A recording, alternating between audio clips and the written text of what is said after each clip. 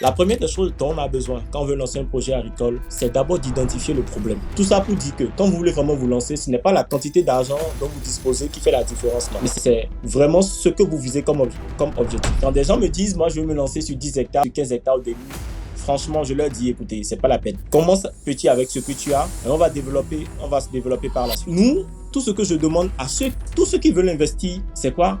Allez vous documenter. Prenez le temps de faire d'abord des recherches. Prenez le temps de poser d'abord des questions avant de dépenser le moindre centime. Bonsoir à tous et j'espère que vous allez bien. Aujourd'hui, je suis avec quelqu'un qui fait dans un business qui n'est pas forcément sexy, mais qui rapporte beaucoup d'argent. Bonsoir, Mister Do, comment tu vas? Bonsoir Carlos, je vais super bien. Et Super, toi? super. De mon côté, ça va, de mon côté, ça va. Moi, je te remercie de ta présence ce soir. Aujourd'hui, on va parler de toi, de tes différentes activités entrepreneuriales et aussi du business en général.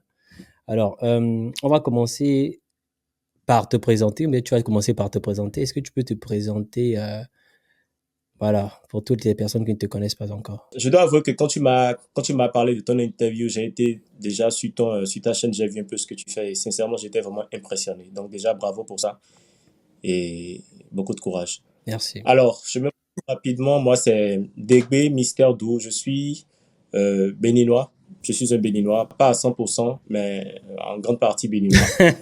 Et je suis, j'interviens dans le secteur de l'agriculture. Comme tu l'as dit, c'est un secteur qui n'est pas, quand on parle d'agriculture, là, tout de suite, ça ne sonne pas forcément sexy, mais c'est un secteur qui est très, très intéressant, surtout quand on est passionné et quand on a envie vraiment de faire de grandes choses. Donc, c'est dans ce secteur-là que j'interviens.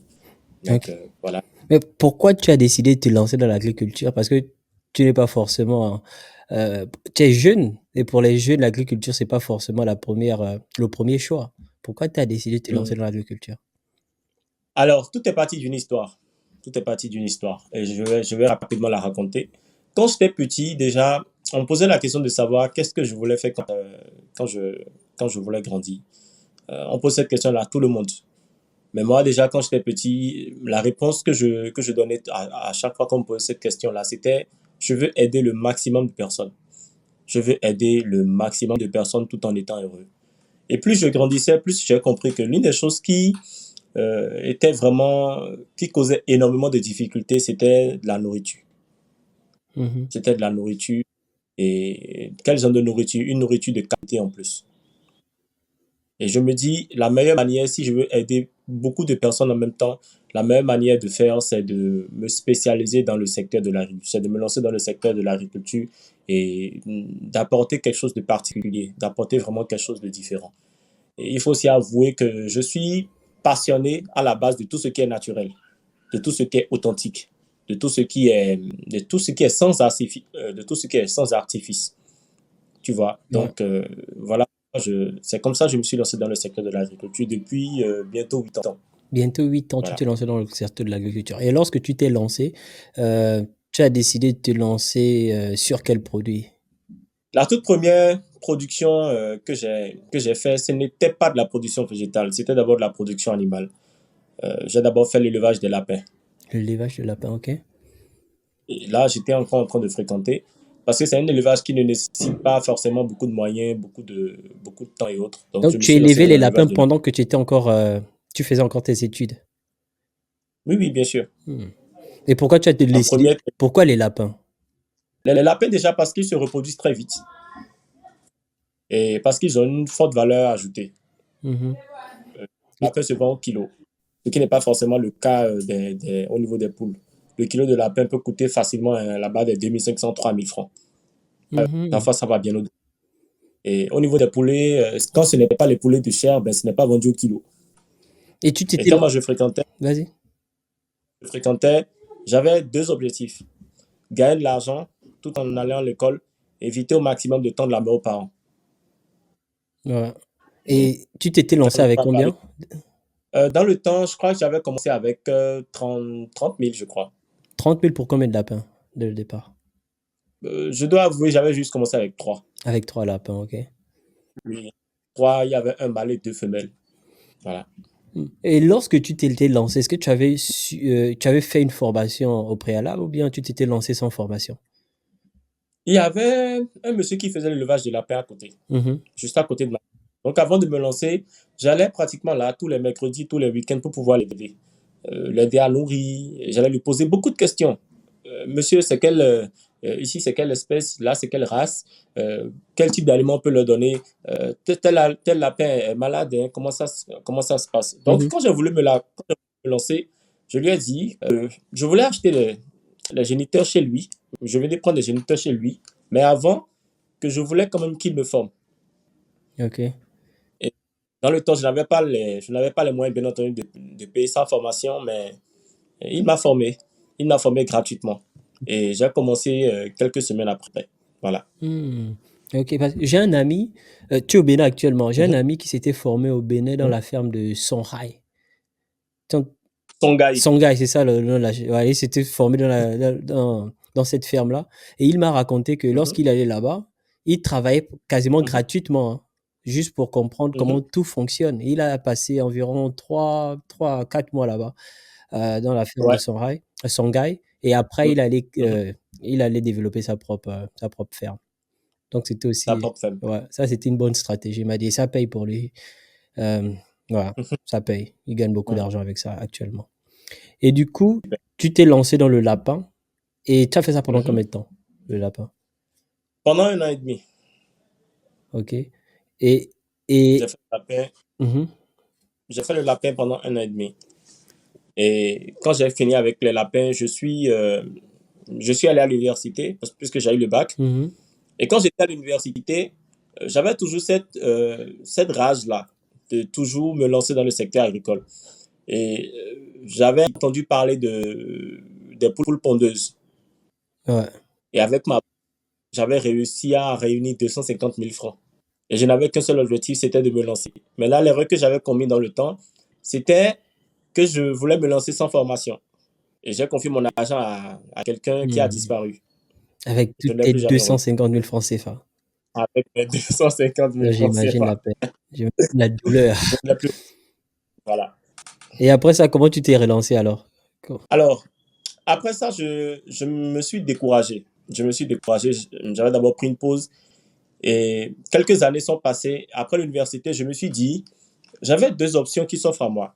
Soit je travaillais pour un cabinet, soit je travaillais pour quelqu'un, mmh où je trouvais le moyen de me mettre à mon propre compte. Mais je savais dans le temps que si je devais me mettre à mon propre compte, il fallait d'abord que je sois personnellement prêt. Qu'est-ce que je vais mettre dans personnellement prêt? Je devais avoir déjà le bagage nécessaire et aussi m'armer de beaucoup de courage avant de me lancer dans l'entrepreneuriat. Parce que c'était une époque où on a commencé à parler d'entrepreneuriat. Il y avait des formations, il y avait des centres qui faisaient la promotion de l'entrepreneuriat. Mais quand je vois un peu le type de personne que je suis et ce que ces gens-là proposaient comme formation ou comme résultat à la fin de leur formation, cela ne cadrait pas vraiment avec ma personnalité. Moi, je vois d'abord un entrepreneur comme quelqu'un qui se met à la disposition de la société. Pour moi, le premier objectif d'un entrepreneur, ce n'est pas de créer une entreprise et de dire partout, ouais, je suis chef d'entreprise, je gagne 1 milliard, je gagne tel nombre de francs par mois. Non. Pour moi, un entrepreneur, c'est d'abord quelqu'un qui décide d'abord d'aider. Le premier rôle de l'entrepreneur, ce n'est pas de gagner de l'argent, mais c'est d'abord de servir. mh. Pour moi, c'est ça en fait.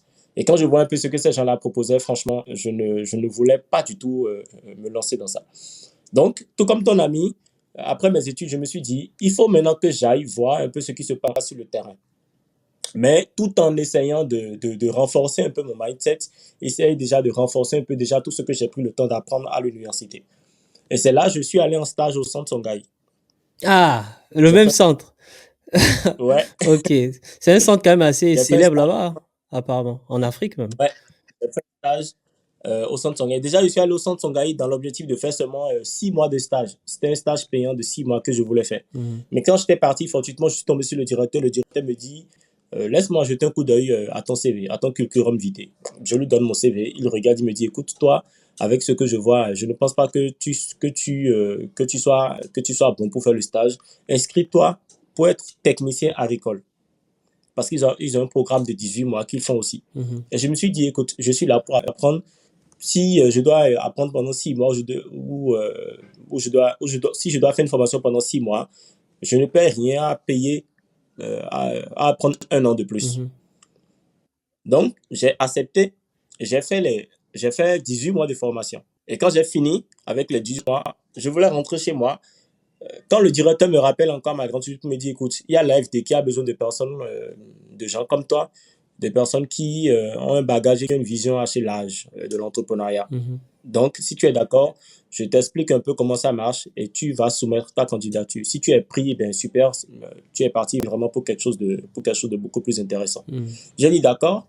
Donc, on m'a parlé un peu des conditions que je remplissais très bien et j'ai candidaté. Ma candidature a été acceptée et là, j'ai participé à un large programme qui réunissait pratiquement, il y avait c'était l'Afrique, une partie de l'Afrique anglophone et une partie de l'Afrique francophone. Le truc, c'était former des leaders dans le secteur de l'agriculture. Donc, c'était un programme de 6 mois où franchement, on était vraiment chargé, on était vraiment bombardé de compétences, d'expertise. Des professeurs qui quittaient les États-Unis, la Et ça France, s'est passé au l'Espagne, Bénin? qui venaient. Oui, oui, bien sûr, ça s'est Mhm. passé au Bénin. Ok. Qui venaient vraiment nous donner des cours, qui venaient vraiment partager leur expertise avec nous. Et à la fin, nous avons composé et les meilleurs ont été recrutés. Maintenant, quand j'ai terminé avec ce programme, on m'a proposé un boulot à l'intérieur du centre. Et là, moi, j'ai dit, écoutez, mon objectif, c'est de servir les autres. Je ne peux vraiment pas servir les autres. Si je travaille quelque part, je gagne de l'argent à la fin du mois. Ça ne correspond pas vraiment à ce que je veux. Et là, je me suis dit, écoute, je ne peux vraiment pas accepter et je suis rentré. Et quand je suis rentré, j'ai lancé Agri-Évolution, une entreprise qui s'est donnée pour vocation d'accompagner le maximum et de permettre aux gens de se lancer dans l'agriculture, tout en respectant les codes. Parce que quand tu fais l'agronomie, tu comprends en même temps que le secteur de l'agriculture est un secteur assez particulier. On ne se lance pas dans l'agriculture comme on se lance dans une formation de rédaction web ou bien dans une formation de secrétariat bureautique. C'est carrément un autre monde, c'est carrément un autre domaine. Donc, j'ai créé Agri-Évolution qui, au début, avait commencé à travailler avec les producteurs gratuitement. Formait des bonnes dames, formait les jeunes dans les orphelinats et autres pour le secteur de l'entrepreneuriat agricole. Donc, en résumé, Et Agri-Évolution, tu voilà un l'as peu créé comment. seul ou tu l'as créé avec tes partenaires? Non, déjà, j'ai créé Agri-Évolution seul. J'ai créé Agri-Évolution seul. Au début, je n'avais vraiment pas de partenaire et je dois avouer quand même qu'au début, je n'étais pas prêt à avoir des partenariats. Tu sais, Carlos, Mhm. je ne t'apprends rien. Tu es dans le secteur de l'agriculture aussi. Quand vous créez une entreprise, quand vous êtes entrepreneur, vous créez une entreprise en même temps, l'une des choses à vraiment éviter au début, c'est de tout de suite vouloir faire des partenariats, vouloir s'associer à telle ou telle personne. Parce que quand tu t'associes avec des partenaires, c'est que tu es déjà prêt à gérer tout ce qui touche, à gérer beaucoup plus que tu ne peux gérer. Et une entreprise, surtout quand tu es entrepreneur, c'est d'abord ta réputation, c'est d'abord toi-même, tu te vends. Et au début, franchement, on va pas se mentir, je n'étais vraiment pas prêt à m'associer avec quelqu'un. J'avais besoin d'abord d'évoluer, de faire mes preuves tout seul, Mhm. de produire d'abord du résultat avant maintenant de vouloir m'associer à quelqu'un. Et c'est justement ce que j'ai fait. J'ai d'abord géré Agri-Évolution seul, où au début c'était des échecs, ça je vais le cacher, des productions qui ont été lancées qui n'ont pas forcément abouti parce que je n'ai pas pris le temps de maîtriser le capital humain, des associations, des formations qui ont été lancées sans inscrits Mhm. et autres. Voilà. Et on apprend, on apprend. C'est justement On ça. apprend. Alors, et après, tu as créé Agri-Évolution, c'est ça? Ouais, Et ouais. Après, j'ai mhm. Agri-Évolution qui, depuis 3 ans, 4 ans, est maintenant opérationnel à 100%, pour ne pas dire à 2000%. Mhm. Voilà. Et maintenant, tu Mm. as combien de personnes qui travaillent dans l'entreprise actuellement? Alors, Agri-Évolution, déjà, aujourd'hui, je ne suis plus seul. C'est carrément une équipe de personnes. Parce que l'objectif, ce que nous faisons, c'est quoi? Déjà, dans Agri-Évolution, Mhm. il y a des experts en production animale, il y a des experts en production végétale, il y a de la main-d'œuvre, il y a des techniciens qui sont quand même disponibles. Il y a une équipe de maçons, d'architectes, de tous les acteurs qui interviennent vraiment dans la mise en place et dans l'installation d'un projet agricole. Là, tout de suite, quand on veut lancer un projet, on se dit, écoute, j'ai juste besoin d'un agronome, j'ai juste besoin d'un ingénieur, ou de quelqu'un qui a fait la planification et la gestion du projet. pour pouvoir lancer un projet agricole. Mais c'est faux. Pour lancer un projet agricole, c'est carrément toute une équipe. Tu as besoin d'un maçon, tu as besoin d'un architecte, tu as besoin d'un expert en production végétale, tu as besoin de quelqu'un qui a fait la gestion de la planification de projets et autres. Et vu que je suis le chef d'entreprise, vu que AgriEvolution, c'est mon entreprise, pendant ce temps-là où j'étais en train de travailler avec des producteurs, pendant ce temps, moi-même, je lançais ma propre production, j'ai fait des études parallèles. J'ai fait une expertise en chaîne de valeur agricole qui me donne vraiment les moyens de pouvoir permettre à quelqu'un qui a ne serait-ce qu'une seule idée de monnaie cette idée-là sur toute l'échelle. Je m'explique. Quelqu'un veut peut-être lancer une production de soja. Mhm. Quelqu'un dit, moi, je veux lancer 5 hectares de soja. Et cette personne a a les moyens de sa politique. Qu'est-ce que je fais? Je lui dis, bon, à ce niveau-là, nous pouvons peut-être procéder comme ceci, pour pouvoir économiser, peut gagner plus. Quand la production sera bonne, on peut faire telle ou telle chose pour pouvoir gagner plus. Au niveau des semences, nous pouvons procéder de telle ou telle manière. Wow. Et quand j'ai terminé, je suis allé faire une expertise en planification et en gestion de projet. Hmm. Donc, quelqu'un qui a un projet agricole, qui vient me voir, qui me contacte, je suis en mesure de lui dire, écoute, ton projet agricole, il est intéressant, mais si tu procèdes comme ceci, tu vas échouer. Il faut que tu procèdes de telle manière. L'écosystème actuel au pays ou en Afrique ne te donne pas la possibilité de procéder comme ça, comme ça, comme ça. Ouais, je vois. Et il y a aussi le fait que j'ai travaillé avec beaucoup de producteurs, pas seulement au Bénin, au Congo-Brazzaville, en Côte d'Ivoire, au Gabon, au Togo, au Burkina, au Mali, au Niger. J'ai travaillé avec beaucoup de personnes qui ont lancé des projets. D'ailleurs, il y a de ces témoignages-là sur mon site web. Des personnes qui ont vraiment lancé des projets, que ce soit dans le secteur de la production animale, de la transformation agroalimentaire et autres. Des projets réussis, je précise. Donc, il y a cette expérience-là qui fait que AgriEvolution aujourd'hui est une référence dans le secteur agricole au Bénin et aussi dans la sous-région. Wow. Ah, c'est magnifique ça. Alors, combien il faut à quelqu'un pour se lancer dans l'agriculture? Ça, c'est forcément une question que La tu question reçois régulièrement, souvent. D'accord, je vais répondre rapidement. La première des choses qu'il faut à quelqu'un quand il veut se lancer dans un projet agricole, ce n'est pas de l'argent. Hmm. Ce n'est pas de l'argent. Et ça me rappelle une phrase je pense, du président Sarkozy qui dit si tu as la bonne idée, l'argent viendra. Bon, ça, c'est Voilà. juste pour le paraphraser. Si t'as- Ouais, je comprends. L'argent, surtout dans le secteur agricole, l'argent vient en dernière position. Vous savez, on a été conditionné pour tout de suite penser à l'argent. Mhm. Mais c'est une grave erreur. La première des choses dont on a besoin quand on veut lancer un projet agricole, c'est d'abord d'identifier le problème. Hmm. Quand tu connais le bon problème, tu peux te lancer facilement dans le secteur agricole et réussir. Mais quand tu ne connais pas le problème et ton premier objectif, c'est de te faire forcément de l'argent, tu passes à côté des paramètres, tu passes à côté des codes qu'il faut prendre en compte pour que ton projet agricole réussisse. Je m'explique. Je suis dans une zone où tout le monde consomme du riz. Et nous sommes obligés d'aller acheter le maïs excessivement cher à des centaines de kilomètres pour avoir une alimentation équilibrée. Ça, pour moi, c'est un problème que je dois résoudre.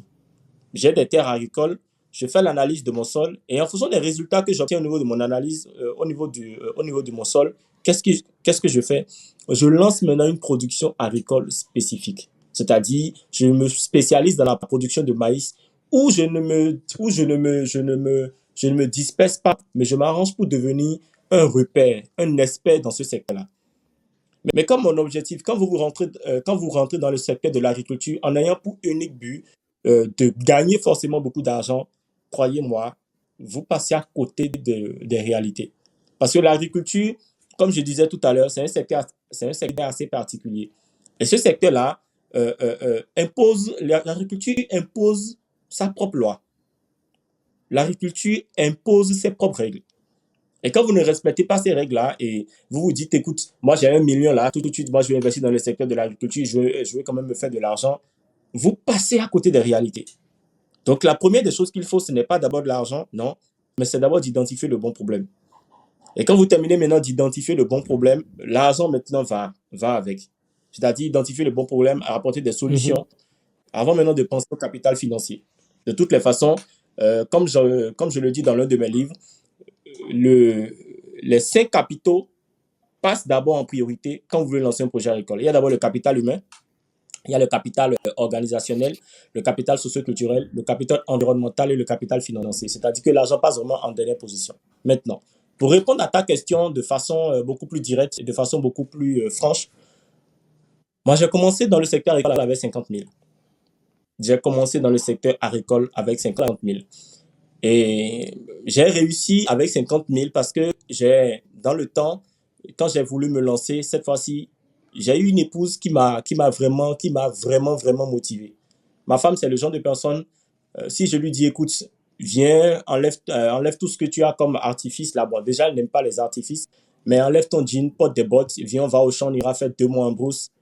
Ben, je n'aurais même pas fini de m'habiller et que déjà, elle serait déjà en Bruxelles, elle serait en train de me dire, écoute, tu es à quel niveau, je t'attends depuis. Donc, j'avais déjà commencé au début en investissant beaucoup d'argent, mais quand j'ai voulu me relancer cette fois-ci, c'était beaucoup plus elle qui m'a dit, non, ne fais pas ça. On a déjà fait cette telle expérience par le passé. Et si on procédait comme ceci? Et j'ai réussi. Et ma toute première production dans le temps, c'était une production de concombre. Et je précise que les 50 000 francs que j'avais lancés, ce n'était pas juste pour une production, c'était pour l'installation d'une ferme. Ce qui veut dire que normalement, je devais avoir besoin euh, de plus d'argent. Mais 50 000 francs sur un terrain qu'on a négocié avec quelqu'un qui nous a quand même il nous a déjà prêté le domaine.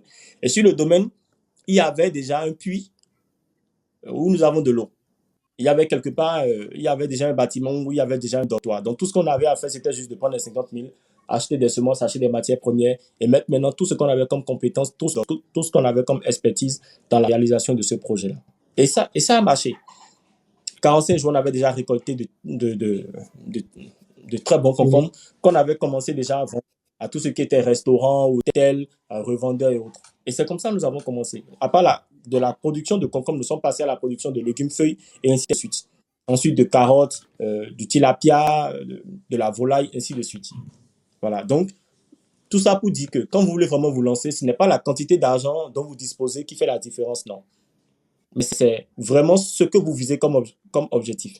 Quelqu'un peut vouloir se lancer avec 15 milliards. Quelqu'un peut vouloir se lancer avec 15 000 francs. Donc, tout dépend vraiment de vos objectifs de base et de comment vous procédez quand vous voulez vraiment vous lancer. Ouais, c'est Voilà. pas l'argent qui fait le projet, mais c'est le projet qui fait l'argent. C'est pas l'argent qui fait le projet, voilà. Wow, ça c'est super ce que tu viens de dire là. Mm. Et du coup, quelle est la production la plus rentable selon toi? Quel est le produit le plus rentable? Ça, c'est forcément, Aussi, on se pose Carlos. la question parce que je ne veux pas me lancer dans la culture de la volaille ou bien je ne veux pas planter du maïs sans pourtant savoir combien moi je vais gagner à la fin. Je dois Mm. rentabiliser C'est pour. vrai. Alors, d'accord. Dans le secteur agricole, tu sais, tout est rentable. Dans le secteur de l'agriculture, tout est rentable. Hmm. Toutes les cultures sont rentables. Quelqu'un qui fait du maïs va rentabiliser. Quelqu'un qui fait du haricot va gagner de l'argent. Quelqu'un qui fait du cassoulet, du vendu et autres, cette personne-là, il va gagner de l'argent. Mais tout dépend de la manière dont il le fait. Tout dépend de la manière dont il procède. Quelqu'un qui a pris le temps de planifier son projet avant de semer une graine, forcément aura un meilleur résultat que quelqu'un qui s'est juste lancé parce qu'il a vu que nous sommes en début de saison pluvieuse. De la même manière qu'il y a des saisons pour la vente, de cette même manière, il y a aussi des saisons aussi pour la production. Donc, toutes les cultures sont rentables. Maintenant, si tu veux me poser la question de savoir quelles sont les cultures où il faut beaucoup plus se lancer aujourd'hui, moi, je vais juste citer 5 cultures. Mhm.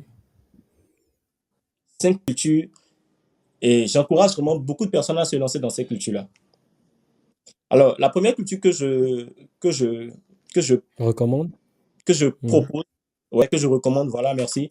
La première culture que je recommande, c'est la culture de la tomate. La tomate, ok. Ça paraît banal, la tomate. Ça paraît banal, la tomate. Oui. Mais c'est une culture qui est rentable, et c'est très, très intéressant, en fait. Aujourd'hui, nous avons des variétés qui te permettent d'aller facilement à 60 tonnes, 70 tonnes. Quand tu respectes tout ce qu'il faut à l'hectare. Moi, je recommande déjà, quand je prends le cas typique du Bénin ici, avec les réalités qu'il y a sur le terrain aujourd'hui, moi, je recommande déjà commencer avec la production de la tomate. Parce que quoi qu'on disait, ça n'a pas changé depuis 5 ans, depuis 7 ans. Il y a forcément une période où la tomate coûte excessivement cher au pays. Ouais. Et même si la tomate ne coûte pas excessivement cher au pays, aujourd'hui, nous avons la possibilité de transformer cette tomate-là pour pouvoir gagner beaucoup Hmm. plus. A une valeur ajoutée. Donc, voilà, pour avoir une valeur ajoutée. Donc, la première culture que je conseille aux gens, c'est la tomate. La deuxième culture que je conseille aux gens de faire, c'est la banane plantain. Ouais. C'est la culture de la banane plantain. La troisième culture que je recommande aux gens, c'est la culture d'avocat. L'avocat. Oui. Mais l'avocat en griffe, pas partout dans le pays. Il y a des zones vraiment spécifiques où où vous pouvez faire la culture d'avocat. La quatrième culture que je recommande aux gens de faire, c'est le coco. Le coco. Waouh. Ah, c'est intéressant ça, le coco. C'est le coco. Ouais, c'est le coco. Et la cinquième culture que je recommande aux gens de faire, je vais pas parler d'une seule culture, mais je vais beaucoup plus parler d'un groupe. Je vais beaucoup plus parler d'un groupe. Il y a le piment, peu importe le type de piment, le rond, le piment sans bon de la Côte d'Ivoire qui existe déjà au Bénin. Il y a le piment bec d'oiseau, le long là. Mhm. Voilà, ce que les Congolais appellent le piment bec d'oiseau. Voilà. Il y a le piment, il y a le chou, qui est très très intéressant Mhm. aussi. Il y a le poivron, surtout le poivron, que beaucoup de personnes négligent aujourd'hui, mais qui reste quand même une culture qui, comme on dit, hein, toujours imitée mais jamais égalée. Ok. Voilà, c'est un peu ça. Euh, Certaines personnes se posent la question de savoir, mais pourquoi ce monsieur-là n'a pas parlé de la production du palmier à huile? Pourquoi ce monsieur-là n'a pas peut-être parlé de la culture du poivre du et autres? manioc, par Ou exemple. bien de la culture, voilà, du manioc, par exemple. Ou pourquoi je n'ai peut-être pas parlé de la culture comment on appelle, du fruit de la passion? Écoutez, ça ne sert à rien de produire quelque chose que tout le monde produit, qui est à la disposition de tout le monde, c'est pas la peine. Hmm. On produit en fonction des besoins du marché. Je ne peux pas produire, je ne peux pas produire par exemple de la mangue dans un pays où je sais que la mangue est vraiment disponible, que la mangue est vraiment moins chère. À moins que je vise un marché extérieur. Et même si je vise le marché extérieur, la première des choses que je dois faire, ce n'est pas de penser à la production, mais c'est de prendre contact déjà avec ceux qui produisent, histoire de me positionner déjà sur cette chaîne de valeur-là. Ouais.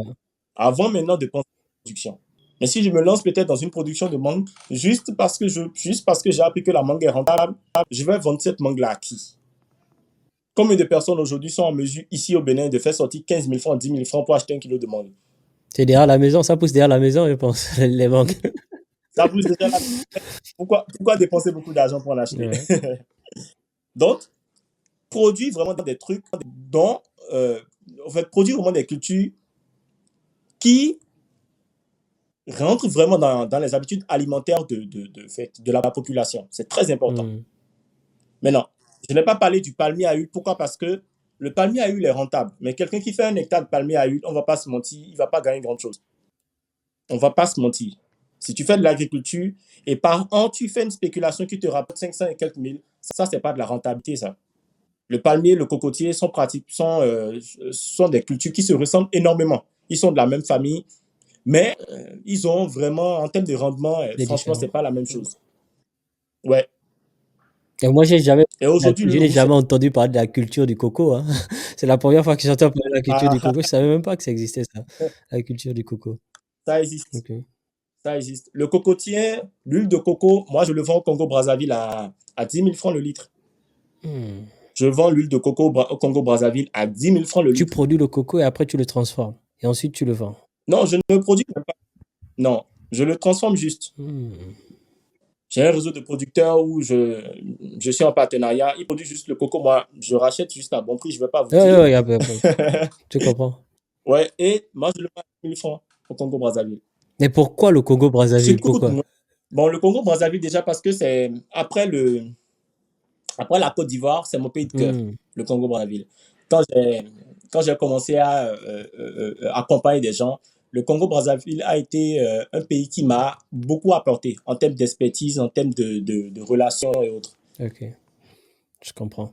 Voilà. Donc, il y a, le, il y a ce marché-là qui est quand même qui est disponible. Le rouge, on va me dire en France, ça coûte. Mais quand vous prenez 10 Béninois, vous leur posez la question de savoir, quand tu vas vieillir, qu'est-ce que tu feras? Il y a 7 personnes vous diront, moi, je vais avoir une ferme et je vais avoir une palmeraie. Hmm. Tout le monde veut faire du palmier. Tout le monde veut faire du palmier. Moi, j'ai des clients qui ont 40 hectares, qui ont 150 hectares de palmiers. Mais il est vraiment rare de tomber sur des gens ici au Bénin qui vous diront, écoute, moi j'ai juste 50 hectares de cocotiers. Or, le coco est extrêmement recherché. Ouais. Le coco est extrêmement recherché. L'huile de coco est extrêmement recherchée. Et tout comme le palmier, tout peut être utilisé sur sur le cocotier. On ne jette absolument rien. Wow. Ça. Voilà. Et en parlant on va dire d'entrepreneurs débutants, disons que moi, je veux me lancer dans Oui. l'agriculture. Quelles sont Mhm. les compétences dont j'ai besoin pour me lancer dans l'agriculture? Quels sont les prérequis? D'accord. La toute première chose dont tu as pour te lancer qu'il te faut avant de te lancer dans le secteur agricole, tu as d'abord besoin de te faire former. Ouais. Ça, c'est la toute première chose. La deuxième chose, tu as besoin de te faire accompagner. Ouais, bon, bon, Tu on sais, suppose que moi j'ai grandi au village, je connais un peu comment ça se passe. J'ai toujours besoin de me faire accompagner ou pas? Non, mais tu sais comment ça se passe. On tu était as- de temps en temps au village chez la grand-mère, chez le grand-père, on aidait les champs et tout. Donc on a quand même appris quelque chose. Ça, c'est pas suffisant, selon toi? non, ce n'est pas suffisant. L'agriculture d'hier n'est pas l'agriculture Hmm. d'aujourd'hui. L'agriculture d'hier n'est pas l'agriculture d'aujourd'hui. Les techniques de production, il y a cela 10 ans, 20 ans, ne sont pas les mêmes aujourd'hui. Les choses ont changé. Les choses ont changé et il faut aussi changer avec. Aujourd'hui, vous avez la possibilité de fabriquer. Aujourd'hui, vous pouvez fabriquer vous-même votre propre engrais organique quand vous voulez vous lancer, quand vous voulez faire une production. Hmm. Il y a cela 10 ans, 20 ans, ce n'était pas possible.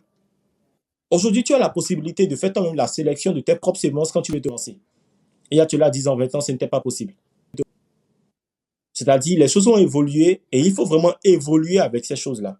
Si vous faites, quand tu veux vraiment avoir des résultats. Hmm.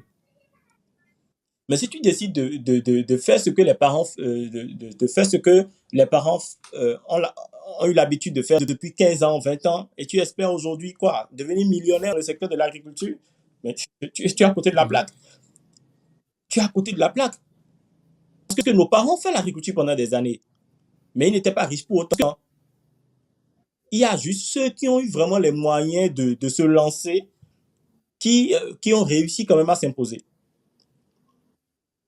Mais les cultivateurs ou bien les agriculteurs, comme on dit ici en Afrique, Mhm. là, qui sont au village, tout ce qu'ils avaient comme objectif, c'était juste produire du maïs, produire du manioc sur une petite superficie. Mais non. Mais dans ce même lot-là, des gens produisent sur 1 hectare, sur 10 hectares, sur 15 hectares, qui sont devenus milliardaires. Et j'en connais justement. Mais ils n'ont pas procédé de la même manière que ils n'ont pas fait comme tout le monde. Donc, c'est pas le nombre d'hectares qui va garantir ta réussite. Non, ce n'est pas. Non, non, non, c'est pas le même Hmm. nombre d'hectares. Déjà, sur ma chaîne TikTok où je suis très, Mhm. très présent, quand des gens me disent, moi, je veux me lancer sur 10 hectares, sur 15 hectares au début, franchement, je leur dis, écoutez, c'est pas la peine. Commence petit avec ce que tu as et on va se développer par la suite. Ne va pas prendre toutes tes économies et tu mets dans ce business-là juste parce que tu as appris que c'est rentable. Mais commence petit, on se développe Mhm. après. Mais si tu veux faire comme tout le monde, crois-moi, tu seras surpris comme tout le monde. Hmm. Ok. Je veux faire de l'agriculture, il me suffit juste de mettre une graine et là, derrière, j'aurai le résultat. Ou bien des gens se disent, il me suffit juste de mettre une graine et même si je me fais accompagner, quand l'expert viendra dire, ah, c'est peut-être le moment de fertiliser, moi je vais peut-être prendre mon temps ou je vais juste improviser au fur et à mesure. Ça ne marche pas comme ça. Ce n'est pas un jeu de tombola à l'agriculture. Il faut être prêt. Ok. Il faut vraiment être Wow. prêt. Donc la première Voilà. compétence, se faire former, la deuxième, se faire accompagner, et Ouais. ensuite, il y en a encore d'autres? Oui, la troisième compétence, c'est savoir planifier et gérer son projet. Savoir planifier et gérer son projet. Tu sais, Carlos, je suis Mhm. jeune. D'accord? Je ne suis pas vieux. Tu vois, j'ai pas de barbe. Si c'est un signe de Non. Mhm. maturité, bien sûr. Et j'ai compris quelque chose. J'ai compris quelque chose rapidement. tous autant que nous sommes, nous avons tous un projet, qu'on le veuille ou non. Déjà, notre vie tout entière, c'est déjà un projet. Et de la même manière que nous planifions nos journées, de cette même manière-là où nous planifions la vie de nos enfants, où nous planifions notre vieillesse, nous devons planifier aussi ce que nous faisons pour vraiment assurer demain, pour avoir vraiment un lendemain assuré.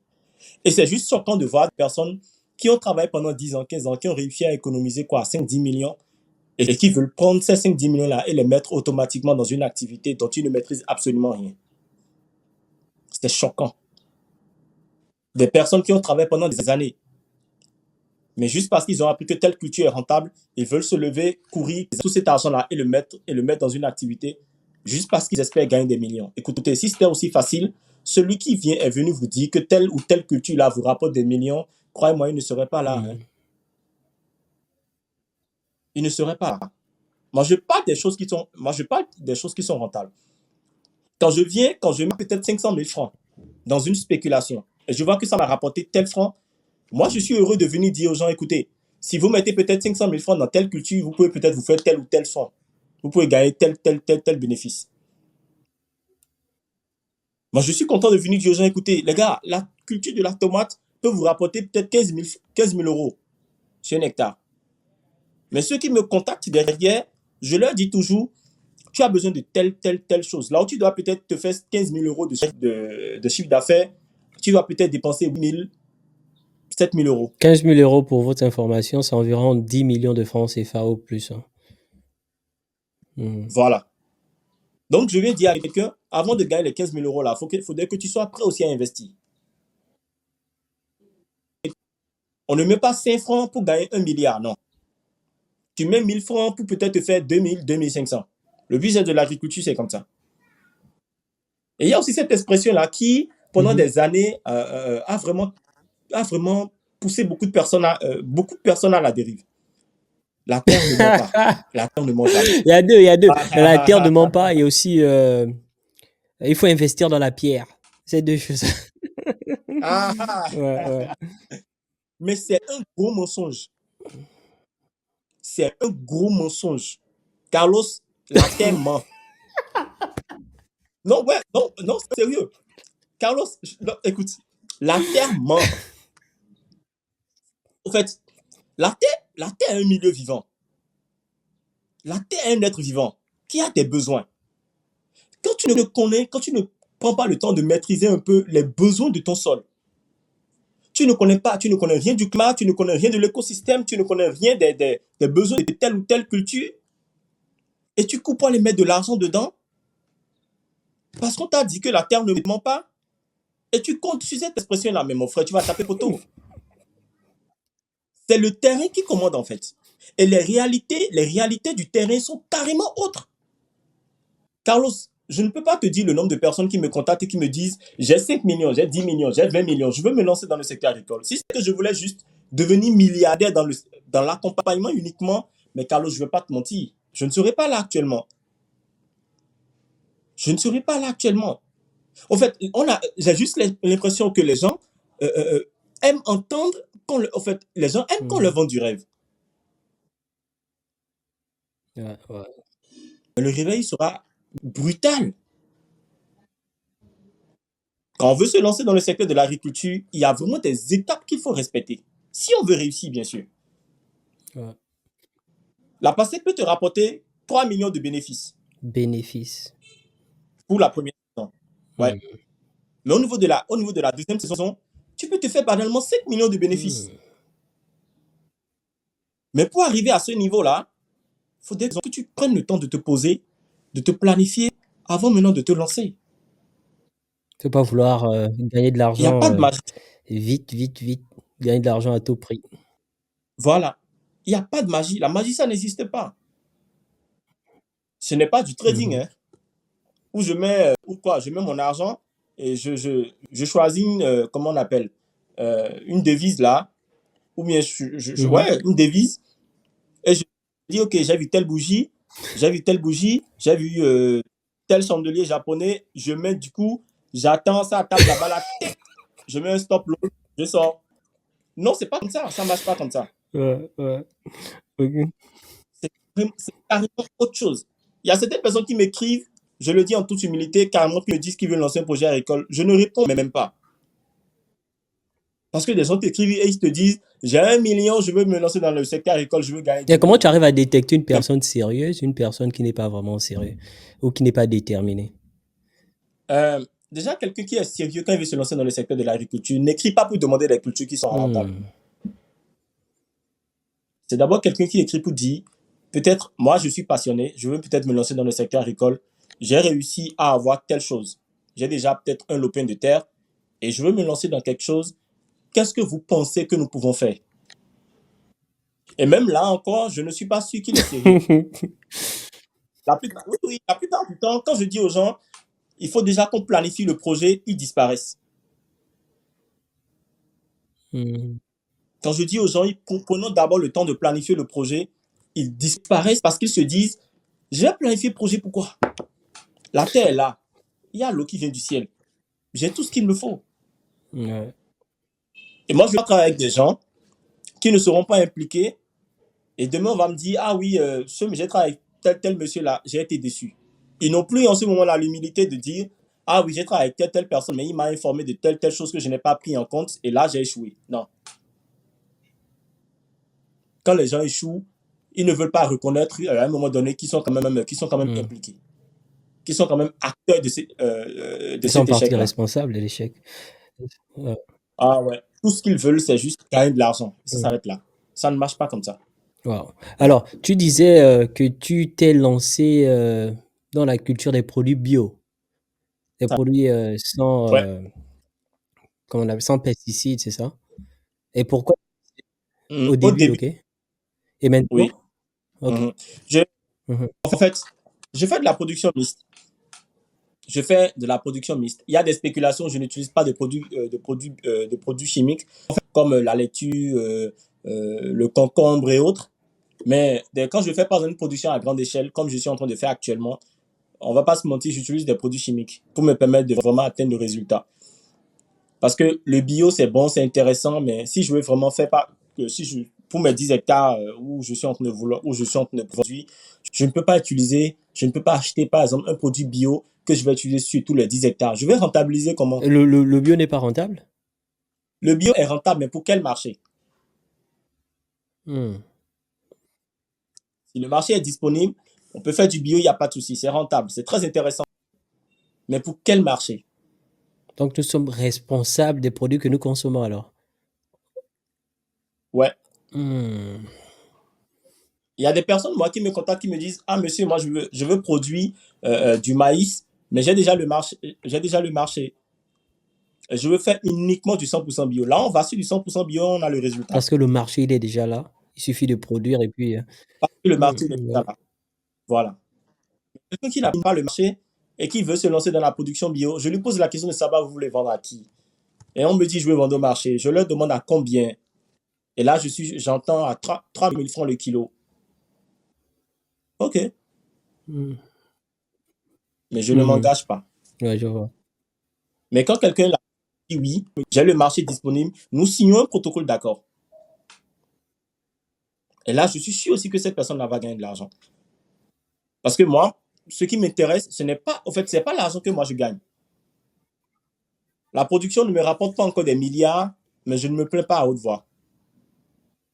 Je me plains, mais pas à haute Hmm. voix.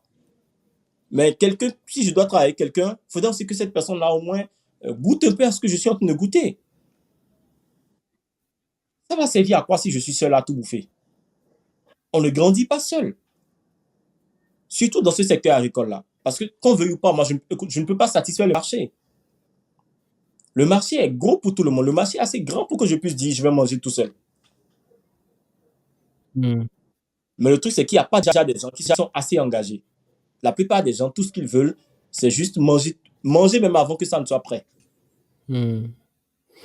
Ok. Alors, Ça moi, ne je te marche pose une question. On va parler un peu d'argent, hein, parce que c'est aussi un peu ça l'objectif ici. Euh, Quelle est la pas. Ok. production qui t'a rapporté le plus d'argent? Est-ce que tu peux partager ça? La production d'IA. L'igname. Mais dans tes 5 produits, tu n'as pas cité l'igname. Je n'ai pas cité l'IAM. Hmm. Mais l'igname t'a rapporté le plus d'argent? En fait, parce que tu as une stratégie Ouais. certainement derrière et tu avais déjà peut-être, Alors, je vais rapidement mmh expliquer mh. un peu ce qui s'est passé. Euh, C'était en août dernier. Intéressant. J'ai récolté, oui, c'était juste en août dernier. J'ai fait ma récolte d'IAM et je n'en ai même pas parlé sur TikTok. J'ai juste Mmh parlé mh. de ça sur WhatsApp et j'ai carrément vendu une grande partie de ma production sur WhatsApp. Mmh. Et avant de Réseaux pouvoir envoyer sociaux? le... Oui, oui, bien sûr. Oui, Ah, OK. bien sûr. Alors, qu'est-ce qui s'est passé? Déjà, à la base, j'étais d'abord parti sur un hectare d'IAM. Mais à un moment donné, je me suis dit, écoute, tu es en train de te positionner sur les réseaux sociaux où tu es quand même assez, tu es quand même assez connu. Ça ne servira à rien de te positionner seulement sur un hectare. Va à 2 hectares. Alors, j'ai fait 2 variétés.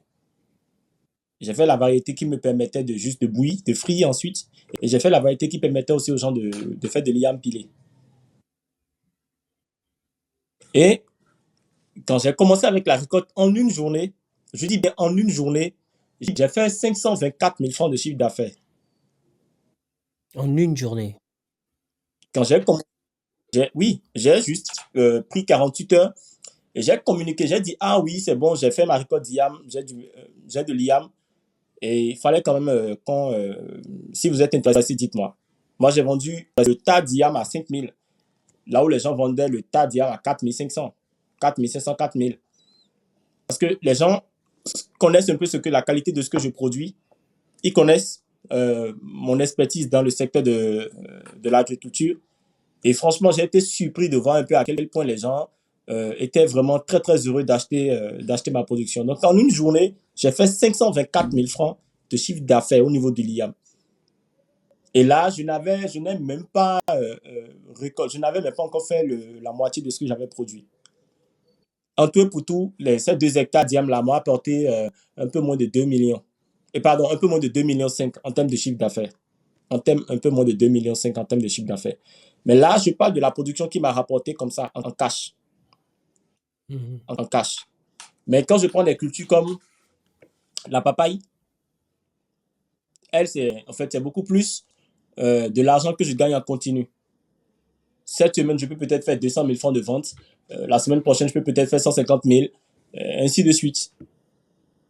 Mais je dois quand même avouer que je n'ai jamais pris le temps de me poser et de faire le point de tout ce que je gagne. Et là, tu dois passer chez moi, on va faire une Mais séance coaching là. On va parler des finances, hein. Je vais te dire un peu comment il faut répartir il n'y a l'argent pas et de souci, cetera. avec plaisir. C'est vraiment Il n'y a c'est pas de vraiment souci. intéressant ce que C'est tu ça avec. racontes là. Ça fait vraiment plaisir. Alors, tu Mm. mmh Il y a la papaye, il y a aussi le piment qui m'a rapporté un petit truc. Il y a aussi la betterave, il y a aussi l'oignon. Parce que j'ai fait aussi l'oignon et très très intéressant. Surtout qu'il y avait eu le conflit entre le Niger et le Bénin qui avait commencé. Moi, franchement, je ne me suis pas peiné de mh. faire de la politique. Je laisse la politique à ceux Mmh. qui sont en costume cravate. Pendant qu'ils font la guerre, ben, moi, je m'arrange Ouais, pour pouvoir ouais, gagner de ouais, l'argent. ouais. Voilà. Waouh, cool, cool, cool. Du coup, tu fais des accompagnements, ça coûte combien pour se faire accompagner par toi ou par ton équipe? Alors, l'accompagnement varie déjà d'un projet à un autre. Quelqu'un qui a un hectare, je ne peux pas être facturé de la même manière que quelqu'un qui veut peut-être faire 10 Mmh. hectares. Maintenant, mon accompagnement prend en compte toute la chaîne de valeur. Et quelqu'un qui a un hectare, il faut compter au minimum 300 000 francs pour mon accompagnement. Au minimum 300 000 francs pour mon Est-ce que accompagnement. tu peux un peu nous décrire Voilà. qu'est-ce qui est intégré dans cet accompagnement-là? Alors, c'est Mhm. déjà le choix du site. S'il n'a pas encore le site, c'est déjà l'analyse du sol, c'est déjà le planning de production, la technique de production, c'est-à-dire un calendrier, le planning de la production agricole en fonction de l'année. Si peut-être nous sommes en décembre, la personne veut se lancer pour 2024, on met déjà en place le planning de production ensemble. Et c'est maintenant les techniques de production. C'est si je suis présent du jour où il met la graine jusqu'à la récolte. Hmm. Donc, tout ça, c'est inclus dans... Ok, Tout ça est inclus. super. Voilà. Et en ce qui concerne la formation, est-ce que tu formes les gens? Oui, je forme les gens. Et j'ai même la ferme à Zivier où, à partir de 2024, en mars plus précisément, si tout va bien, on va lancer l'Académie du fermier. L'Académie du fermier, Mhm. c'est un peu comme une école qui a pour unique objectif de, de former des jeunes ou des fonctionnaires qui ont envie vraiment de se reconvertir dans le secteur de l'agriculture. Mais c'est beaucoup plus une C'est formation présentiel. technique, pas une formation. C'est présentiel, la formation. Pardon? Oui, oui, Il n'y a pas de formation en bien ligne, par sûr. exemple. Bien sûr. Bon, je donne des formations en ligne, mais pas dans Mhm. tous les secteurs. Il y a des formations où je ne donne pas en ligne, où il y a des formations qui nécessitent vraiment que la personne Mhm. se rende quand même disponible. Ok. Voilà. Donc, à partir de 2024, on va lancer l'Académie du fermier qui a pour unique objectif de former des jeunes qui après seront reconvertis dans le secteur de l'agriculture. Vu que nous avons des clients qui nous contactent pour des fermes, pour des activités et autres, ces jeunes-là, on va sélectionner les meilleurs, vraiment, vraiment les meilleurs, qui vont encore passer des tests. Ensuite, ils seront distribués sur des fermes. Ouais, ouais. Super, super. Voilà. L'objectif, c'est de régler le problème du capital humain, c'est-à-dire le problème de la compétence, de l'expertise ici au pays. Parce qu'on a, franchement, on a beaucoup de choses que nous pouvons faire ensemble. Nous avons de la richesse, mais qu'on n'exploite pas assez. Pourquoi? Parce qu'il n'y a pas vraiment, il n'y a pas vraiment des personnes qui ont vraiment le background nécessaire. En griffe, quand je parle de personnes, je veux parler des jeunes. Hein. Je ne veux pas mélanger tout le monde. Il n'y a pas vraiment assez de jeunes qui détiennent vraiment le background nécessaire dans le secteur agricole, qui sont prêts quand même à se lancer. Donc, on récupère déjà ces jeunes-là. Ils suivent vraiment une formation technique, vraiment, vraiment purement technique. Et ces jeunes-là seront maintenant mis à la disposition des femmes et ils seront maintenant chargés d'accompagner ces femmes-là. Ce n'est pas, ce n'est pas seulement une formation qui touche au secteur agricole, non, mais c'est beaucoup plus une formation dans tout ce qui est planification et gestion de projet, expertise en chaîne de valeur agricole, technique de production agricole en elle-même, que ce soit de la production animale, la production végétale ou encore même la transformation agroalimentaire. Mhm. Voilà. Une autre question en ce qui concerne l'agriculture et l'élevage. Euh, Mm Qu'est-ce qui est -hmm. plus rentable entre les deux? Entre l'agriculture et l'élevage, en supposant pour être des... Moi, la rentabilité m'intéresse beaucoup. C'est vrai que je peux pas être... Je ne réponds pas, je ne Les deux réponds pas sont à tes rentables. critères de... Les deux, Vas-y, oui, les deux les sont deux. rentables. Les deux sont rentables. Ouais. Franchement, les deux sont Ok, les rentables. deux sont rentables. Et pour un petit plus, quelqu'un qui a déjà 1 hectare de terre peut faire les deux. Ok. Quelqu'un qui a même demi-hectare peut faire les deux. Quelqu'un qui a même ne serait-ce que 3 000 mètres carrés peut faire les deux. Nous avons déjà installé des fermes ici. J'ai déjà installé des fermes sur 3 000 mètres carrés où il y avait des pondeuses, où il y avait de la production végétale, il y avait de la pisciculture. On peut faire. Sur 3000 Ok. mètres carrés. En tout cas, ce Ouais. qu'on va retenir, c'est que tout est rentable. Ça dépend de la façon dont on le fait. Super. Et qu'il y a aussi Voilà. beaucoup d'argent Voilà. dans l'agriculture. Il suffit juste de se lancer et être patient. Et, Et se former, bien voilà. évidemment. Énormément. Super, Voilà. super. Alors, Super. un mot de la fin? Alors, un mot de la fin, qu'est-ce que je peux dire? Il y a, je, je- Ok. j'ai deux Oh, mots de la trois fin, mots, si cinq c'est mots. possible. Même des phrases, si tu veux. Alors, le premier déjà, c'est celui-ci. Je suis conscient que mes frères qui sont en France, au Canada, aux États-Unis, que les conditions de vie ne sont pas faciles, ne sont pas aisées. Tu sais, quand on est en Afrique, et surtout quand on ne sort pas de l'Afrique, on se dit, à l'extérieur, c'est l'Eldorado. À l'extérieur, c'est la belle vie. Mais franchement, pour ce que je vois, avec ma petite expérience, c'est le contraire.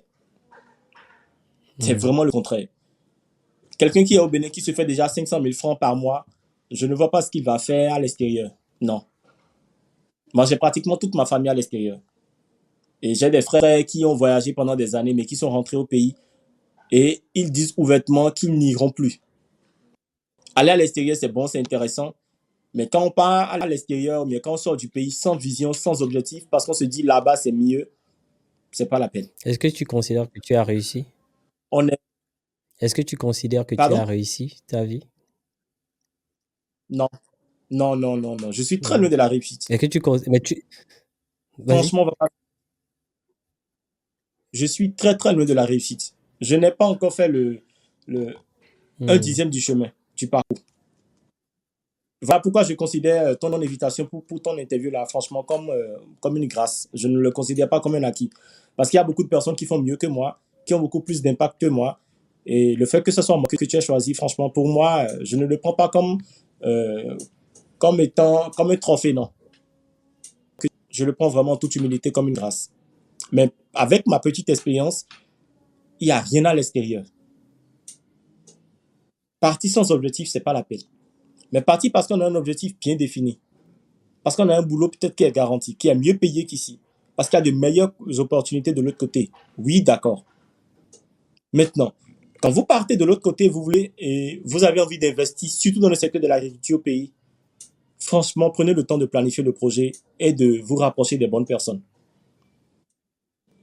Vous savez, c'est extrêmement difficile de faire 3 mois, 6 mois en France, de se lever à 4 h 5 h du matin, de prendre le métro, de suivre la routine, maison, Du métro, coup, tu prends boulot, le retour au pays. pendant des Comme mois.